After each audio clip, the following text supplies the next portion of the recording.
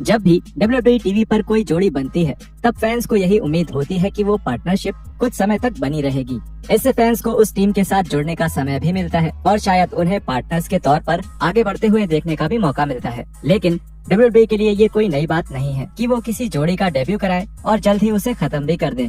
एक जोड़ी कुछ हफ्तों में भी टूट सकती है और कुछ मिनटों में भी अलग हो सकती है, लेकिन इसका मतलब ये नहीं कि WWE के इतिहास में ऐसे कम समय के लिए बनी जोड़ी हमेशा ही खराब रही है। ऐसी भी कुछ जोड़ियां हैं जो बहुत बेहतरीन थी और जिनकी स्टोरी लाइन सभी को पसंद आई थी, लेकिन ऐसी जोड़ियां ज्यादातर मौकों पर काम नहीं कर पाई। तो आइए जुड़िए हमारे साथ, जहां हम WWE की 10 ऐसी ही जोड़ियों के बारे में बात करेंगे जो केवल कुछ ही सेकंड्स तक चली। Hulk Hogan and Edge. साल 2002 में हल्क होगन की वापसी काफी मिली जुली रही, लेकिन इस दौरान एज के साथ उनका टैग टीम वाला रन बेशक काफी यादगार था। एज बचपन से ही हल्क के एक बड़े फैन थे, इसलिए होगन के साथ एक टैग टीम की जोड़ी बनाना उनके लिए किसी सपने से कम नहीं था। इन दोनों ने टैग टाइटल्स भी अपने नाम किया और होगन को अपनी वापसी के दौरान ठीक इसी तरीके से इस्तेमाल किया जाना चाहिए था, क्योंकि वो यहाँ नए टैलेंट्स को बढ़ावा देने भी आए थे और उसके साथ ही उन्हें अपनी लेगेसी और अपने ब्रांड को भी जिंदा रखना था। जब आखिरकार ये दोनों अपना टाइटल हार गए तब ये जोड़ी गायब होने लगी और इसके साथ कुछ ही समय बाद होगन को 2003 तक के लिए टीवी से हटा दिया गया। दुख की बात ये थी कि जब होगन WWE में वापस आए तब एज को अपनी गर्दन की एक बड़ी सर्जरी करवानी पड़ी, इसलिए इस जोड़ी को वापस देखने का कोई मौका नहीं बन पाया। Booker T and Rob Van dam.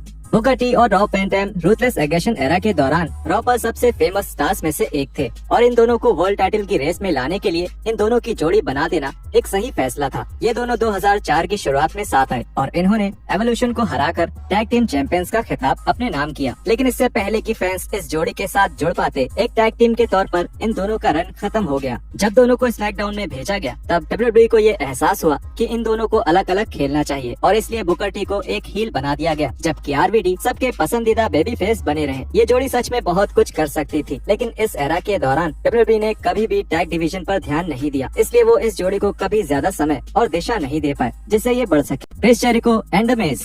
Chris Jericho और द मिज के साथ द बिग शो की जोड़ी बहुत ही यादगार थी, लेकिन जब WWE ने बिग शो के इन दो पुराने जोड़ीदारों को एक साथ लाने का फैसला किया तब किसी वजह से उन्होंने जल्दी ही अपने रास्ते बदल लिए। ये दोनों रॉ के एक एपिसोड के बैक स्टेज सेगमेंट के दौरान मिले, जहां बिग शो की बुराई करते हुए दोनों की आपस में जोड़ी बन गई। सुनने में ठीक लगता है। एक टैग टीम के तौर पर इन दोनों की जोड़ी पेपर पर तो बहुत अच्छी लग रही थी, लेकिन इनके साथ आने के पीछे के कारण कुछ खास नहीं थे और न ही इन दोनों में से कोई भी अंत में जाकर बिग शो के साथ जाने वाला था, क्योंकि वो उस समय एक बिल्कुल अलग शो पर थे। टैग टीम के तौर पर उन्हें एक पेपर व्यू मैच भी मिला था, जिसमें उन्होंने over the limit pay per view में हार्ट डायनेस्टी को चुनौती दी थी, जिसमें वो हार गए थे। लेकिन इस पेपर व्यू के बाद WWE ने ये फैसला किया कि वो ऐसा जताएंगे जैसे कि इनकी जोड़ी कभी बनी ही नहीं थी और ये दोनों रेसलर्स अपने अपने सिंगल मैचों की तरफ बढ़ गए। Cane and the hurricane. ये तो सुनने में एक जैसा लगता है। केन के शानदार करियर के दौरान उन्होंने कई बार दिखाया है कि उनमें किसी भी टैग टीम को बेहतर बनाने की काबिलियत है। केन ने दी अंडरटेकर, बिग शो, एक्स पाक और डैनियल ब्रायन के साथ बेहद शानदार टैग टीम साझेदारी दिखाई है और जब केन थोड़े समय के लिए द हरिकेन के साथ टैग टीम में आए तब भी फैंस ने उनकी बहुत तारीफ की और कायदे से तो इस टैग टीम में द हरिकेन को नई ऊंचाइयों तक पहुंचना चाहिए था।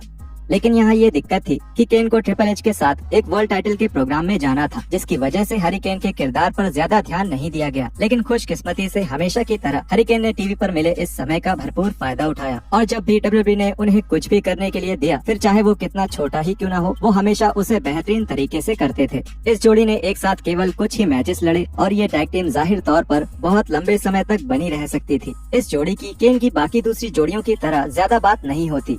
इसके पीछे शायद ये कारण हो सकता है कि इस जोड़ी के टूटने के कुछ ही महीनों बाद केन ने रॉब वैन डैम के साथ अपनी जोड़ी बनाई, जो उस एरा की सबसे फेमस टैग टीम्स में से एक मानी जाती है।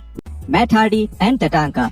इतने सालों में मैट हार्डी के टैग टीम की जोड़ीदारों की लिस्ट बहुत लंबी बन चुकी है। सभी लोग उन्हें जेफ हार्डी के साथ ही जोड़ते हैं, लेकिन मैट हार्डी की शैनन मूर, MVP और यहाँ तक कि ब्रे वाइट के साथ भी यादगार टीम रह चुकी है। लेकिन हार्डी की सबसे अजीब और भुलाई जा चुकी टैग टीम तब बनी जब WWE ने उनकी जोड़ी नेटिव अमेरिकन रेसलर टटांगा के साथ बनाने का फैसला किया। एक टीम के तौर पर इन दोनों में कोई साझेदारी नहीं थी और फैंस को भी कभी ये अच्छे से नहीं समझाया गया कि इन दो इतने अलग रेसलर्स को अचानक से ही क्यों एक साथ लाया जा रहा है। इन दोनों की जोड़ी कुछ ही हफ्तों में टूट गई, क्योंकि WWE को ये अच्छे से पता था कि फैंस को इस नई टैग टीम में कोई दिलचस्पी नहीं है। WWE इस दौरान मैट हार्डी की बुकिंग लेकर बहुत आलोचना झेल रहा था वो कुछ ही समय पहले एज के साथ अपने बदनाम फ्यूड से बाहर आए थे और अब हार्डी को टटांगा के साथ एक अजीब सी टैग टीम में डाल दिया गया था। एक समय पर कंपनी के सबसे बेहतरीन रेसलर में गिने जाने वाले हार्डी के लिए ये कोई अच्छी बुकिंग नहीं थी।